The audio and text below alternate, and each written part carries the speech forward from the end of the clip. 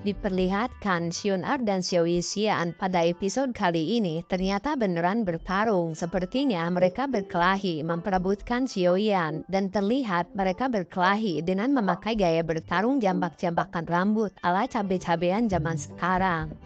Melihat itu, Xiaoyan segera menghentikannya dan berkata, "Hentikan apa yang kalian lakukan, tak perlu bertengkar, kalian berdua akan mendapatkan jatah mantap-mantap yang adil dariku," ucap Xiaoyan.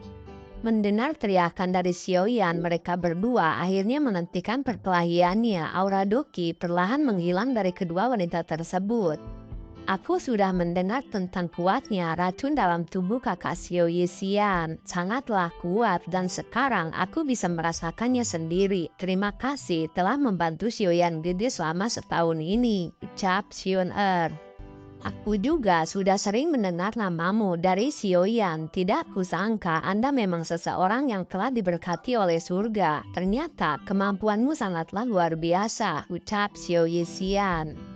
Melihat situasinya sudah membaik, kemudian Xiaoyan berkata, baiklah, masalah sudah berakhir, mari kita beristirahat dan mencari tempat yang lebih baik daripada tempat ini. Tak nyaman rasanya untuk kita berbincang di sini, ucap Xiaoyan. Kemudian mereka segera pergi dari sana dan menuju ke tempat Xinlan. Di sana Xinlan terlihat senang saat melihat Xiaoyan baik-baik saja. Kemudian Xinlan berkata, "Kakak Xiaoyan, saya sangat senang Anda kembali dengan baik-baik saja," ucap Xinlan. Mendengar itu, Xiaoyan hanya tersenyum. Kemudian dia memperkenalkan Xion-er kepada Xinlan sambil berkata, "Ini Xion-er, salah satu pendiri Gerbang Pan. Apakah kamu sudah mendengar namanya?" tanya Xiaoyan. Tentu saja. Saya sebagai anggota Gerbang Pan sudah mendengar tentang kakak Xion-er, ucap Xinlan. Mendengar itu, Xion-er pun menanggapinya. "Oh, jadi kamu siswa Akademi Dalam juga ya?" tanya Xion-er. Terlihat Xiaoyan yang tak nyaman berbincang di sana. Kemudian dia berkata kepada Penatua Zhong, "Bisakah Anda mengatur tempat untuk kita mengobrol?" ucap Xiaoyan. Penatua Zhong hanya tertawa dan berkata, "Tentu saja, Tuan Xiaoyan, mari ikuti saya," ucap Tetua Yezhong. Lalu terlihat mereka berjalan ke sebuah ruangan. Di sana mereka mulai berbincang sambil bersantai. "Xiaoyan Gege, apa rencanamu sekarang?" tanya Xion-er. "Rencanaku selanjutnya, aku harus menyelamatkan guruku dari tangan aula jiwa," ucap Xiaoyan. Kalau Xion-er tidak salah, apakah guru Xiaoyan Gege adalah Yao Junji atau Yao Chen, kan? Tanya Xion-er. Xiaoyan hanya mengangguk, kemudian dia bergumam. Xion-er setelah kembali balik langguk, pengetahuannya semakin meningkat. Sepertinya dia diam-diam telah menyelidikinya, gumam Xiaoyan. Yao Chen, pria berbaju hitam di samping Xiaoyan, sangat terkejut mengetahui kalau Yao Chen adalah guru Xiaoyan. Dia jelas mengetahui kalau Yao Chen adalah seseorang alkemis yang terbaik di benua Doki ini. Itu benar, bukankah? Kita dulu pernah bertemu dengannya dan saat itu kita hanya di tingkatan dojo biasa, ucap Lin Tua. Di sisi lain, Xion-er berkata, "Setelah masalah hari ini, aula jiwa pasti memindahkan penjara paman Yao Chen dan memperketat penjagaannya. Xiaoyan Gege tidak bisa gegabah jika sembarangan, ini sama saja dengan bunuh diri. Bahkan klanmu sudah sering beradu pukul dengan aula jiwa namun tidak bisa menghancurkannya. Dan dengan kemampuan Xiaoyan Gege yang sekarang, bahkan jika Anda mempunyai 2 orang dojun di sisi Anda, kurasa itu belum cukup untuk mengalahkan aula jiwa," ucap Xion-er.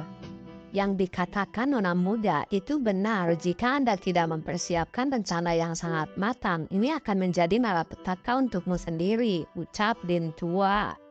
Kemudian Lin Tua berkata kembali, "Nona Xion-er memiliki posisi yang sangat unik di klanku. Saya harap sebelum Anda bisa mencapai sesuatu yang bisa diandalkan, jangan dulu mengusik klanku," ucap Lin Tua. Mendengar itu, kemudian Xiaoyan menjawab, "Ya, tenang saja, saya tak akan berangkat ke aula jiwa sekarang-sekarang ini," ucap Xiaoyan. Lalu Xiun Er berkata kembali, Xiaoyan Gege, tolong yakinlah Paman Yao Chen bukanlah sosok dojun biasa. Aula jiwa takkan sembarangan menyakitinya. Dan setelah saya kembali ke klanku, saya akan mencari tahu tentang keberadaan penjara Paman Yao Chen. Dan kalau saya sudah mengetahuinya, saya akan segera memberitahukan kepada Xiaoyan Gege, ucap Xiun Er. Mendengar itu semua, Xiaoyan terlihat hanya mengangguk. Kemudian dia bergumam, aku harus segera mendapatkan informasi yang berkaitan dengan ayah dan guru dari King Hai. Dan untuk waktu dekat, aku harus segera mendapatkan 3.000 api terbakar, gumam Xiaoyan.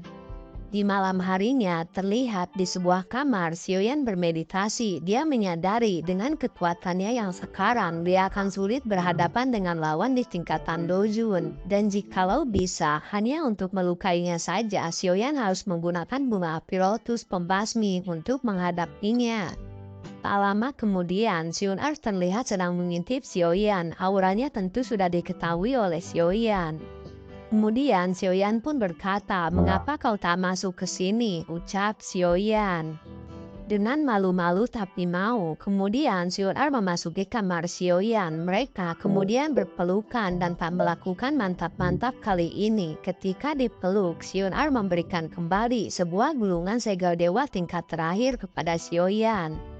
Xiaoyan kemudian menerimanya dan sejenak dia berkata, Xiun Er, apa batu giok dewa kuno juga sesuatu yang diinginkan oleh klanku? Tanya Xiaoyan.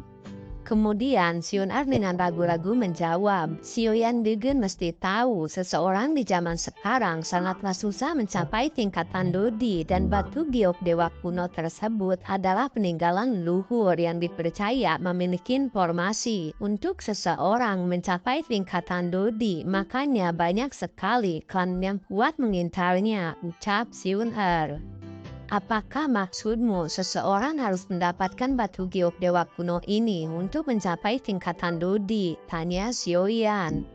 Xiaoyan Gege, pemilik batu giok dewa kuno tersebut, adalah dodi terakhir. Sebelum dia menghilang, dia meninggalkan rumahnya yang sangat terawat, namun terkunci dengan sebuah segel yang tak bisa dimasuki siapapun. Dan kunci tersebut adalah batu giok dewa kuno yang Anda pegang sekarang. Makanya, klanku dan Aula Jiwa sangat bernafsu mendapatkannya, ucap Xiun Er. Kemudian Xiun Er berkata kembali, oleh karena itu orang-orang yang mengincar batu giok dewa kuno bukanlah orang biasa. Anda harus bisa menjaganya dan tak memberitahukan siapapun tentang batu giok dewa kuno. Sampai saatnya nanti Xiaoyan Gege sudah mempunyai kemampuan untuk melindunginya, ucap Xiun Er. Berarti alasan Aula Jiwa menangkap ayah saya juga karena batu giok dewa kuno kan? Tanya Xiaoyan. Xiun Er mengangguk dan kembali berkata, dulunya klan Xiao pernah dianggap sebagai salah satu klan tingkat atas di benua Doki ini. Bahkan lembah sungai es tak mempunyai kekuatan untuk bersaing dengan klan Xiao. Namun seiring waktu berganti, reputasi klan Xiao menghilang dan sekarang hanya dianggap sebagai klan kecil. Dulu, ketika mereka berada di tingkat kejayaan, klanku bahkan sangat mengaguminya hingga mereka berdua mengadakan sebuah aliansi, ucap Xiun Er. Apa aliansi? Tanya Xiaoyan. Ya, dulu leluhur klan Xiao pernah menolong klanku, makanya di ambang kematiannya leluhur klan Xiao dia berpesan supaya klanmu melindungi setiap orang di klan Xiao. Namun seiringnya waktu berlalu, klan Xiao terpecah belah ke berbagai penjuru dan aliansi akhirnya semakin terlupakan. Alasan ayahku mengiringku ke klan Xiao supaya aku mendapatkan kehidupan yang tenang. Namun di samping itu beberapa penatua klanku juga menyuruhku untuk mengambil batu giok dewa kuno dari klan Xiao, ucap Xiun Er. Mendengar itu, kemudian Xiaoyan berkata, kurasa mereka sangat menyesal bukan hanya tak mendapatkan batu giok dewa kuno, mereka juga kehilangan sesuatu yang berharga, ucap Xiaoyan. Apa maksud Xiaoyan Gege? Tentu saja kamu sayang, mereka kehilangan Anda yang telah jatuh di pelukan saya, ucap Xiaoyan. Kemudian Xiaoyan bertanya kembali, apakah Anda tahu siapa nama leluhur klan Xiao itu? Tanya Xiaoyan. Mengapa Anda ingin tahu? Tanya Xiun Er. Tentu saja dia leluhurku, aku harus tahu siapa namanya, ucap Xiaoyan. Dia bernama Xiao Xuan dan makamnya ada di alamgu dan makam tersebut tak bisa dimasuki siapapun. Ada semacam penghalang yang sangat kuat sehingga semua tak bisa memasukinya dan kemungkinan jika firasatku benar hanya keturunan dari klan Xiao yang bisa memasukinya, ucap Xiun Er. Mendengar itu, kemudian Xiaoyan berkata, sepertinya di masa depan saya harus secara pribadi menyempatkan datang ke sana setelah kekuatan saya mencukupi, dan saya akan memindahkan makamnya ke klan Xiao biar dia merasa tenang berada di peristirahatan yang semestinya, ucap Xiaoyan. Kalau leluhur Xiao Xuan dapat mendengar ini, dia pasti sangat senang, ucap Xiun Er. Lama kemudian nafsu Xiaoyan sudah tidak terbendung. Dia kemudian segera mencipok bibir Xiun Er. Terlihat cici wawa pupuk tersebut berlangsung selama hampir 3 hari 3 malam sampai bibir keduanya terlihat doer sesudahnya. Tidak berhenti di situ, lalu mereka mulai beraksi ke tahap selanjutnya di mana adegan mantap-mantap akan segera dilakukan. Namun sialnya, Lin Tua dari klan Wu tiba-tiba mengetuk pintu kamar. Kemudian dia berkata, "Nona, ada sesuatu yang penting harus dibicarakan," ucap Lin Tua. Xiun Er dan Xiaoyan seketika sangat kaget. Raut wajah mereka seperti orang yang sedang akan melakukan hal mesum di balik semak-semak, namun keburu dipergoki oleh Hansip. Terlihat pula sebagian dari baju Xiun Er tanpa sadar sudah dirucuti oleh Pak Boy kita ini. Mereka kemudian tersadar dengan ketakutan. Xiaoyan kemudian berkata, ini bukan salahku, jangan salah paham dulu, ucap Xiaoyan. Anda jingaba sekali, Xiaoyan degu hampir membuka semua bajuku, ucap Xiun Er. Siapa suruh wajahmu begitu cantik sehingga aku tak bisa menahannya, ucap Xiaoyan. Jangan katakan itu lagi, untuk sekarang ini aku belum bisa berhubungan intim, tapi nanti pas kita bertemu lagi saya pasti akan memberikannya, ucap Xiun Er. Ketika mendengar ini, Xiaoyan sedikit kecewa, namun dia sudah mendapatkan janji dari Xiun Er di mana nanti saat dia bertemu kembali, Xiaoyan bisa mantap-mantapin Xiun Er. Kemudian mereka segera keluar dari kamar dan membuka pintu. Terlihat Lin Tua dan kakek tua berjubah hitam sudah berada di sana. Kemudian dengan cepat Xiun Er berkata, "Apa yang Anda lakukan di sini?" tanya Xiun Er.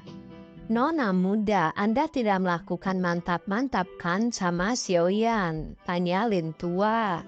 Mendengar pertanyaan tersebut, wajah Xiun Er seketika memerah. Kemudian dia menjawab, "Jangan bicara omong kosong, kami tak sempat melakukannya. Itu semua karena diganggu oleh kalian, jadi kami hanya bercipokan saja," ucap Xiun Er. Syukurlah kalau begitu. Saya percaya karena saya masih melihat aura keperawanan dalam tubuh Anda. Maafkan saya sudah berpikir tidak-tidak, ucap Lin Tua. Itu semua karena kita datang tepat waktu. Coba kalau tidak, mungkin gawang Argentina kemungkinan sudah dibobol berapa kali, gumam pria tua berbaju hitam.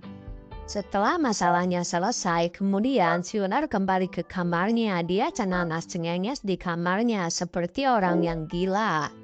Sedangkan di sisi lain, Xiaoyan terlihat bermeditasi kembali. Dia mencoba menghilangkan racun dalam tubuhnya, namun energi dari batu giok dewa kuno menyebar di tubuh Xiaoyan. Terlihat energi tersebut dimanfaatkan Xiaoyan untuk menerobos ke tingkat 3 dojong. Dan setelah berhasil mencapai tingkat 3 dojong, Xiaoyan masih belum berhenti. Di sana dia terlihat sedang berusaha kembali untuk menerobos ke bintang 4 dojong.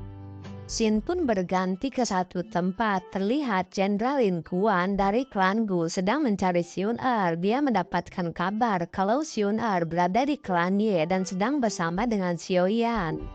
Mendengar ini, kemudian Lin Kuan berkata, "Sampah dari klan Xiao itu sedang bersama dengan Nona Xiun Er. Dasar sialan, aku kali ini akan memberinya pelajaran yang tak terlupakan, sehingga nantinya dia bisa mendengarkan kata-kataku untuk tak berhubungan lagi dengan Nona Xiun Er," ucap Lin Kuan. Sementara itu, Xiaoyan masih terlihat berlatih di kamarnya dan di ruangan luar terlihat Xion Er dan Xiao Yixian sedang berbincang-bincang.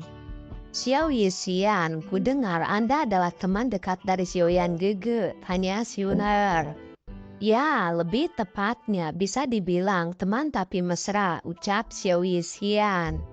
Aku akan segera pergi. Untuk kedepannya aku harap Anda bisa membantu Xiaoyan Gege, ucap Xion Er. Tentu saja tidak perlu disuruh, siapapun yang akan melukainya aku tak akan tinggal diam, ucap Xiao Yixian. Di sela-sela obrolan panas kedua wanita ini, tiba-tiba aura yang kuat mendekat. Apakah itu aula jiwa, ucap Xiao Yixian. Bukan, kurasa itu tentara terendam dalam dari klangu. Mereka kesini untuk menjemputku, ucap Xion Er. Dan tak lama, tentara terendam dalam tiba di sana. Nona muda, Anda baik-baik saja. Saya kesini untuk memastikannya, ucap Lin Kuan. Ah, Anda masih muda namun sudah menjadi jenderal. Sangat membanggakan di usia muda sudah mencapai tingkat 5 dozong, ucap Lin Tua. Itu benar sekali, pemuda Lin Kuan ini mempunyai bakat yang luar biasa, ucap kakek berjubah hitam. Ah, penatua berdua terlalu memuji saya. Oh iya, Nona Xion Er, saya mendapatkan berita. Pemuda dari klan Xiao itu berada di sini juga. Saya sudah lama tak melihatnya. Bagaimana perkembangan kekuatannya? Ucap Lin Kuan dengan nada mengejek. Mendengar itu, terlihat Xion Er dan Xiao Yixian sangat kesal dan hampir mengabar mulut doer si Lin Kuan. Namun tiba-tiba sosok pemuda membuka pintu dan berkata, apakah Anda mencariku, Jenderal Lin Kuan? Ucap Xiaoyan.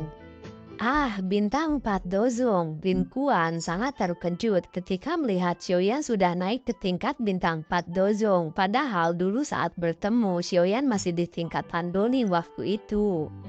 Kemudian Lin Kuan berkata, tidak terduga teman Xiaoyan sudah berada di tingkat dozong sekarang. Dan ini sesuatu yang sangat mengejutkan saya, ucap Lin Kuan. Tak usah membahas hal dulu, kesan seperti itu tak ada artinya untukku, ucap Xiaoyan. Anda sombong sekali di hadapan jenderal ini rupanya, ucap Lin Kuan. Siapa Anda? Mengapa saya harus takut? Ucap Xiaoyan. Setelah perdebatan kecil itu, seketika aura doki keluar dari keduanya yang terlihat siap bertarung. Melihat itu, segera Xion Er berkata, Lin Kuan berhenti. Ucap Xion Er, terlihat Lin Kuan hanya bisa menurut. Kemudian Lin Kuan berkata, Nona, saya diperintahkan para tetua klangu untuk membawa siapa saja klan Xiao yang saya temukan, ucap Lin Kuan. Jangan membantah, mari kita pergi sekarang, ucap Xion Er. Kemudian Xion Er segera pergi dan diikuti oleh dua penatua lainnya. Namun Lin Kuan masih tetap berdiam diri di sana. Xion Er yang melihatnya sangat kesal. Dia pun berkata, Lin Kuan, Anda benar-benar tidak mendengarkan perintahku, ucap Xion Er. Maaf Nona, saya mempunyai misi lain dari tetua klangu, ucap Lin Kuan. Dengar itu, para penatua sangat marah. Kemudian dia berkata, Lin Kuan, berani sekali Anda membantah Nona Xion Er, ucap Lin Tua. Cepat paksa dia kembali, ucap Xion Er kepada Lin Tua dan tetua berbaju hitam. Baiklah Nona, kami berdua akan segera melakukannya, ucap dua penatua. Terlihat ketika dua penatua akan memaksa Lin Kuan untuk mundur, Lin Kuan mengeluarkan sebuah token khusus dari para tetua klangu. Token itu sangatlah bernilai dan siapapun yang memegangnya tidak bisa diganggu oleh siapapun. Dan terlihat dua penatua pun yang melihat token tersebut tidak bergerak. Dia berkata, Nona Xion Er, dia mempunyai token yang sangat bernilai dari klangu. Kami tidak bisa berbuat banyak, ucap Lin Tua. Melihat itu, kemudian Xion Er berkata, Lin Kuan cepat pergi, maka saya akan melupakan kejadian hari ini, ucap Xion Er.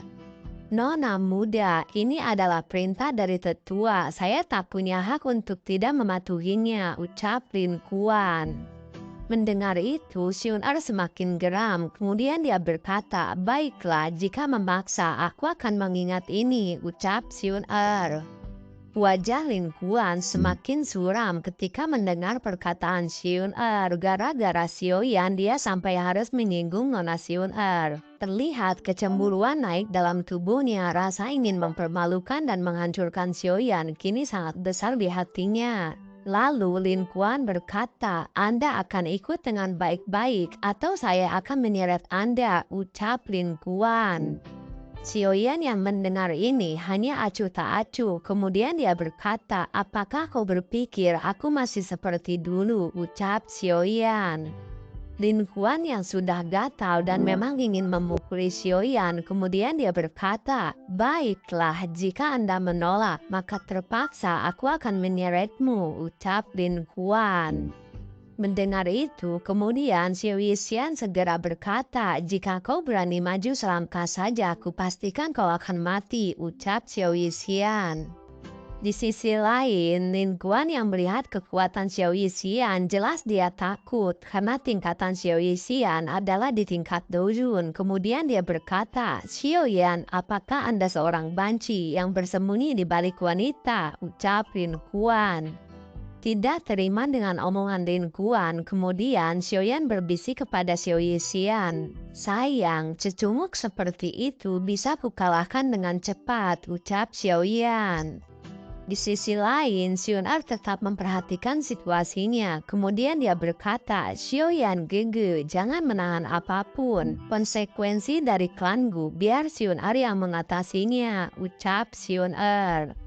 Dan akhirnya pertarungan pun dimulai. Di awal pertarungan diperlihatkan Lin Kuan sudah mengeluarkan jurus ular bermain dansa. Jurus tersebut mengakibatkan ilusi dari tombak Lin Kuan menjadi sangat banyak dan segera menyerang Xiaoyan. Namun dengan mudah Xiaoyan dapat memblokirnya. Kemudian dia berkata, "Ah, malas sekali aku. Jurus tombakmu ini sangat tidak berguna dan tidak ada apa-apanya," ucap Xiaoyan. Kemudian Xiaoyan membalas mengeluarkan jurus Tri Misterius Cheng, perubahan pertama. Setelah itu dia mengeluarkan jurus kembali, buka segel gunung maksudnya. Setelah menggunakan jurus tersebut, terlihat pergerakan Xiaoyan semakin gesit dan cepat. Kemudian dia menghantam Lin Kuan sambil berkata, "Teknik tombak Anda sangatlah lambat dan doki yang Anda punya sangatlah tipis. Ini sangat mengecewakan. Anda sangatlah lemah," ucap Xiaoyan. Terlihat semua orang sangat terkejut ketika Xiaoyan dapat dengan mudah menghantam tubuh Lin Kuan. Namun hanya Xiun Er saja yang sepertinya tak merasa sedikit pun terkejut dengan kekuatan Xiaoyan. Sementara itu, Lin Kuan yang merasa dihinakan, dia segera bangkit dan mengeluarkan teknik rahasia. Sebuah aura terlihat bertambah beberapa kali lipat. Xiaoyan sedikit menipitkan matanya ketika melihat ini. "Ah, teknik ini, dia benar-benar cari mati. Teknik ini dapat berbahaya untuk dirinya sendiri," ucap Lin Tua. "Biarkan saja, dia mencari penghinaannya sendiri," ucap Xiun Er. Kemudian Xiaoyan angkat berbicara melihat jurus tersebut. "Itu cukup bagus, namun belum mencapai setengah pun dari harapan saya," ucap Xiaoyan dengan nada ejekan. "Anda benar-benar sombong. Setelah Anda tertangkap, saya akan menyepelahkan mulut Anda biar bisa lebih baik," ucap Lin Kuan. Tidak menunggu lama, Xiaoyan dengan kilat menyerang Lin Kuan dengan jurus Living Seal. Sebuah tinju yang sangat kuat mengarah dengan cepat dan kilat ke tubuh Lin Kuan hingga dia tersungkur ke tanah dan terluka parah. Sementara itu, di sisi lain, para kelompok tentara terendam hitam sangat terkejut melihat komandannya dapat dikalahkan oleh Xiaoyan meskipun Lin Kuan sudah menggunakan teknik rahasianya. "Jenderal Lin Kuan, apakah ini sampah dari klan Xiao yang sering Anda bicarakan?" ucap Xiaoyan sambil tertawa. Lalu Xiaoyan menghampiri Xiun Er dan berkata, "Apa kau akan pergi sekarang?" tanya Xiaoyan. Lalu Sionar menjawab, ya aku harus pergi, aku malah menyebabkan masalah semakin banyak bila berada di luar semakin lama, ucap Sionar. Baiklah kalau begitu, tunggu aku di sana. Setelah menyelesaikan pil tower, aku akan segera ke sana, ucap Xiaoyan. Ya, tentu saja. Pasti aku akan selalu menunggu Xiaoyan gede, ucap Xionher. Baiklah kalau begitu, saat kita bertemu nanti, jangan lupa janji Anda pada saya. Anda akan memberikan mantap-mantap, ucap Xiaoyan. Ya, tentu saja Sioyan gege, karena Sionar pun kepengen, ucap Sionar. Anak muda, Anda kejam sekali, Lin Kuan sampai terluka parah seperti itu. Mungkin butuh waktu 2 bulan supaya dia sembuh total, ucap tetua berbaju hitam.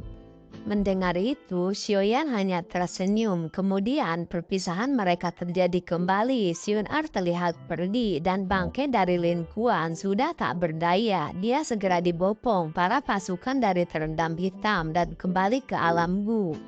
Setelah itu, kemudian Xiaoyan dan Ye Zhong melakukan rapat untuk membahas tentang Pil Tower di sebuah ruangan. Jika menghitung hari, hanya tinggal 7 bulan sampai Pil Gathering diadakan dan acara spesial tersebut diadakan di Pil Suci, ucap Ye Zhong. Apa kota Pil Suci? Xiaoyan terlihat asing dengan kota tersebut. Ya, itu adalah markas dari Pil Tower, ucap Ye Zhong. Kemudian Ye Zhong menjelaskan para peserta Pil Gathering memerlukan surat rekomendasi terlebih dahulu, namun Anda jangan khawatir, saya akan mengurusnya. Dan meskipun persyaratannya sangat ketat, ada beberapa kekurangan di mana di situ tak dibatasi usia pesertanya. Dengar ini, Xiaoyan sangat heran. Kemudian dia berkata, tidak ada batasan usia, bukankah ini sedikit tidak adil? Tanya Xiaoyan. Terlihat Ye Zhong tertawa dan berkata, tak ada keadilan di sini. Siapapun yang merasa mampu mengikutinya dan memiliki bakat yang luar biasa, mereka bisa ikut serta di Pil Gathering ini, ucap Ye Zhong. Kemudian Ye Zhong kembali menjelaskan dan ada 3 tahapan di sana. Pertama, tahap manusia. Kalau lolos akan masuk ke tahap bumi dan yang terakhir di final akan memasuki tahap surga. Dan semua peserta akan bersiap di 3 bulan sebelum pertandingan dimulai. Dengan kata lain, Anda hanya punya waktu 4 bulan lagi, ucap Ye Zhong. Apa? Hanya 4 bulan? Ini adalah waktu yang sangat cepat. Sepertinya saya harus segera memaksimalkan ilmu penyulingan saya selama 4 bulan ini, ucap Xiaoyan. Tuan Xiaoyan, ini akan sedikit sulit untuk mencapai kursi Pil Tower Elder. Ada 5 klan besar yang bertahan di kursi tersebut. Jika Anda berhasil menggeser salah satunya, klan kami akan bisa naik kembali ke salah satu kursi Elder tersebut, ucap Ye Zhong. Apakah akan sesulit itu? Tanya Xiaoyan. Tentu, tes yang paling rendah saja, minimal alkemis yang bersaing di sana adalah tingkat 7, ucap Ye Zhong. Ah, tingkat 7 ya, serahkan semuanya padaku, aku pasti akan membantu kalian memasuki kursi Elder kembali, ucap Xiaoyan. Tuan Xiaoyan, masih ada satu kendala lagi di Pil Tower, tak memberi izin peserta dari orang luar untuk melakukannya, terkecuali Anda berpura-pura menikah dengan Xinlan dan menjadi menantu dari klan Ye untuk membantu klan Ye, ucap Ye Zhong. Terlihat ketika mendengar ini, Xiaoyan sedikit terkejut. Kemudian Xinlan berkata, kakak Xiaoyan, bantulah klan Ye. Jika Anda bersedia, saya siap melakukan apa saja. Meskipun pernikahannya nanti akan pura-pura, jika Anda ingin mantap-mantap, saya akan bersedia memberikannya, ucap Xinlan. Mendengar ini, Xiaoyan hanya tertawa. Kemudian dia berkata, baiklah, atur saja, saya pasti akan membantu kalian. Lalu Xiaoyan bertanya, oh iya, berapa lama lagi tes pendaftarannya akan dimulai? Tanya Xiaoyan. Untuk pendaftarannya hanya tinggal 2 bulan lagi, ucap Ye Zhong. Apa? 2 bulan? Xiaoyan hanya kembali tertawa, kemudian dia bergumam. Berarti minggu depan saya akan menikah dengan Xinlan dan dapat jatah mantap-mantap darinya, gumam Xiaoyan. Kemudian Xiaoyan pergi untuk memulai berlatih di suatu tempat. Dia terlihat mempraktikkan semua pengetahuannya dalam bidang alkemis hari demi hari telah dilewati dengan serius. Xiaoyan menyadari tak ada pilihan lain selain masuk ke 3 besar supaya peluangnya mendapatkan 10.000 api terbakar terwujud. Selain itu, jika dia berhasil, dia juga bisa membantu klan Ye menduduki kembali kursi Elder. Setelah 2 hari berlatih, sebuah nyala lonceng yang nyaring terdengar. Lonceng itu menandakan bahwa sesuatu telah terjadi di klan Ye. Xiaoyan segera bergegas untuk mengeceknya. Ketika sampai di halaman, dia segera bertanya kepada Xiaoyan. "Apa yang terjadi?" tanya Xiaoyan. "Klan Ye mengalami beberapa masalah," ucap Xiaoyan. "Siapa yang berani mencari masalah dengan klan Ye?" tanya Xiaoyan. "Kali ini mereka bukan orang-orang biasa, mereka dari klan Chao, salah satu dari 5 klan terbesar di Peel Tower," ucap Xiaoyan. "Klan Chao?" Xiaoyan merajut alisnya, kemudian dia bertanya kembali, "Mengapa mereka datang dan mencari masalah kepada klan Ye?" tanya Xiaoyan. "Sepertinya mereka telah mendapatkan kabar terkait pernikahan Xinlan dan Anda, dan ternyata sebelumnya Xinlan sudah dijodohkan dengan pemuda dari klan Chao, namun kali ini mereka membatalkannya dan memutuskan untuk menikahkannya dengan Anda. Dan sepertinya klan Chao sangat tidak terima dan memutuskan untuk datang kemari untuk mencari masalah," ucap Xiaoyan. "Ah, begitu rupanya. Lalu di mana Yao Tua?" tanya Xiaoyan. "Dia sudah bergegas untuk memastikan keamanan klan Ye," ucap Xiaoyan. "Ah, begitu ya. Mari kita segera menyusulnya. Saya ingin melihat kekuatan dari orang-orang klan Ye ini seperti apa," ucap Xiaoyan. Mendengar ini, Xiaoyan hanya tersenyum dan mengangguk. Kemudian mereka segera berangkat untuk menyusul Tuan Yon Junji. Di sisi lain, 2 perdebatan sedang terjadi. Di sana ada 2 klan yang sedang berdebat. "Tuan Muda dan kau, klan Ye memang bersalah. Tolong dimaafkan karena kami telah membatalkan perjanjian waktu itu," ucap Ye Jong. "Anda pasti bercanda. Apakah Anda pikir ini bisa dimaafkan? Anda telah mempermainkan saya," ucap dan kau. "Anda jangan sok polos. Saya tahu niat di balik pernikahan ini. Anda ingin menguasai klan Ye kan?" ucap Xinlan. Dengar ini dan kau sangat marah. Kemudian dia berkata, "Anda benar-benar berani kasar pada calon suamimu," ucap dan kau. Dan tak lama sosok di belakang dan kau tiba-tiba dia angkat berbicara. "Ye Zhou, menyerahlah. Saya disuruh ketua klan Chao untuk membawanya baik secara halus maupun secara paksa," ucap Lui Junji. Terlihat Ye Zhong dan Xinlan ekspresinya menjadi suram ketika seorang duzun akhirnya turun tangan langsung. Di sisi lain, Tianhong Junji tiba-tiba muncul dan berkata, "Meskipun klan Chao ini sangat kuat, kurasa tidak pantas kalian menggertak orang lain dengan cara seperti itu," ucap Tianhong Junji. Jun, para tetua klan Chao sangat terkejut dengan kemunculan Tianhong Junji. Kemudian dia berkata, "Senior, ini adalah masalah klan Chao dengan klan Ye, jangan ikut campur," ucap dan kau. Mendengar ini, Tianhong Junji hanya tertawa. Kemudian dia berkata, "Mau bagaimana lagi? Tuan saya meminta saya untuk melindungi klan Ye. Jelas saya akan ikut campur dan tak akan mundur dari sini," ucap Tianhong Junji.